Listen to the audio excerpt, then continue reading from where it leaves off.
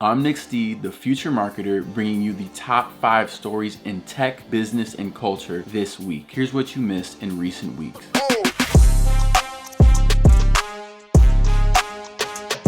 World leaders and tech CEOs convened at the AI Action Summit in France to discuss the future of AI, focusing on innovation, regulation, and risk management. Governments advocated for stricter safety standards, highlighting concerns about deepfakes and cybersecurity threats. Meanwhile, US officials championed innovation, emphasizing AI's potential, a pro-workforce approach, while acknowledging that over-regulating AI could hinder innovation. The AI arms race with China also dominated discussions, as nations sought to balance national security, ethics, and corporate accountability. Chinese AI companies like DeepSeek garnered national attention by launching a free open source AI model in December. The model was claimed to be built for only $6 million in just 2 months. This raised questions about big tech's massive AI spending and whether companies like OpenAI are over-investing in AI infrastructure. Investors reacted with alarm, sparking a significant tech sell-off amid concerns about AI spending sustainability. Now, DeepSeek is further establishing its credibility through partnerships with BYD and Nissan to develop self-driving technology,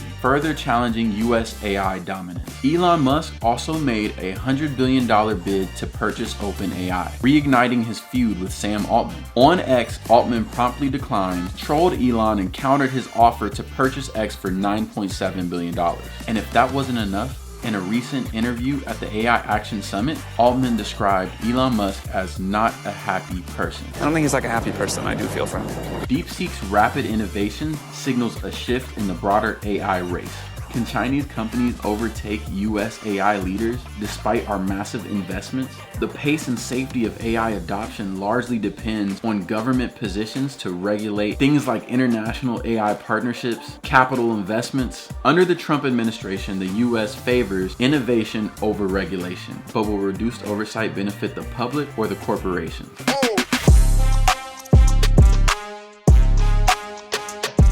Beyond the Eagles taking home the Lombardi Trophy, Super Bowl 59 broke records, proving once again that the big game is much bigger than football. It's a cultural and business powerhouse, with big brand activations like YouTube's epic flag football showdown between two of the largest streamers, iShowSpeed and Cenat, featuring a mix of Gen Z's favorite artists like Lotto to internet sensations like Drewski. This year's Super Bowl averaged a record-breaking 127.7 million viewers, peaking at 137.7 million. Not only that, but Kendrick Lamar stole the halftime show. The halftime performance, sponsored by Apple Music, was the highest viewed ever, drawing a larger audience than the Super Bowl itself. Kendrick made history. Not to mention, the Super Bowl ads and the brands that were advertising did an amazing job connecting with audiences and generating organic social buzz. And shout out to all the amazing marketing teams who drove those campaigns.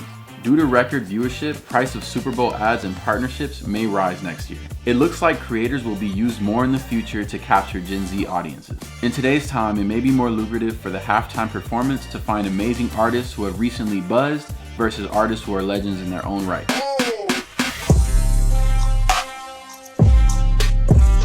In a massive shift under the Trump administration, the Consumer Financial Protections Bureau, the agency that was supposed to keep big banks in check, had its operations shut down by new leadership. The CFPB was created after the 2008 financial crisis to protect consumers from predatory banking practices. They handled complaints about credit cards, loans, and debt collection. As part of the Dodd-Frank Act, the CFPB began in 2011 under the Obama administration. Senator Elizabeth Warren was an integral part of its creation. And last Sunday, Elizabeth Warren posted on social media that the CFPB returned over $21 billion back to consumers. She stated that Russell Vought, one of the many authors of Project 2025, was giving big banks the green light to scam families. Since then, 2 high-ranking CFPB officials have resigned, and some lawmakers are even pushing for further investigation into the shutdown of the CFPB. With the CFPB gone, big banks might face less oversight, and consumer fraud complaints may no longer be prioritized. This could be the start of a broader rollback of consumer financial protections,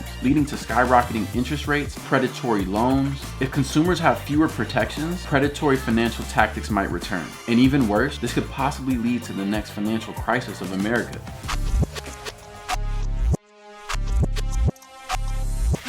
A few years ago, many companies put diversity, equity, and inclusion at the forefront of their priorities. Today, many of them are quietly backing away, and it's raising serious questions about the future of workplace diversity. Since the Trump administration and tech leaders like Elon Musk began bashing DEI, many companies have downsized, deprioritized, or flat out eliminated DEI roles and initiatives. Many companies cite economic pressures as the reason, while others fear legal challenges as DEI faces political pushback. Some companies could lose federal funding if they don't abandon DEI commitments. Will this force businesses to abandon these initiatives? Employees and the general public are split. Some support cutting DEI outright, while others say it's still necessary. Regardless, stockholders are watching closely to see if this affects business performance. Could this lead to more lawsuits over hiring practices? The rhetoric that DEI is a special pass that deprioritizes merit and promotes unqualified workers is a disproven false notion and a dangerous narrative. And it's backed by data in every industry. It's just simply not true. I mean, look across the board. Female, Black, and Hispanic workers are still substantially underrepresented in the high-tech workforce.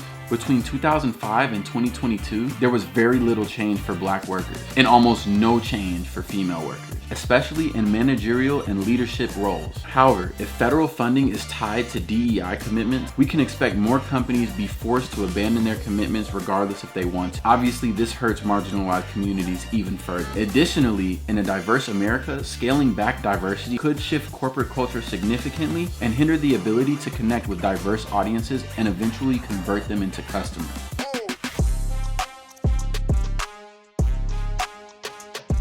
This week, the Electronic Frontier Foundation, along with multiple federal unions, filed a lawsuit against the Department of Government Efficiency, better known as DOGE, and the Office of Personnel Management over alleged unauthorized access and misuse of private federal employee data. The lawsuit alleges that DOGE, under Elon's leadership, accessed highly sensitive personal information of millions of current and former federal employees, job applicants, and contractors. The American Federation of Government Employees and the Association of Administrative Law Judges joined the case, representing workers who claim their privacy rights have been violated. The EFF is demanding an immediate halt to DOGE's access to private data and that any data collected should be deleted. OPM maintains one of the largest databases of federal employee records, including social security numbers, salaries, security clearances, and union activities.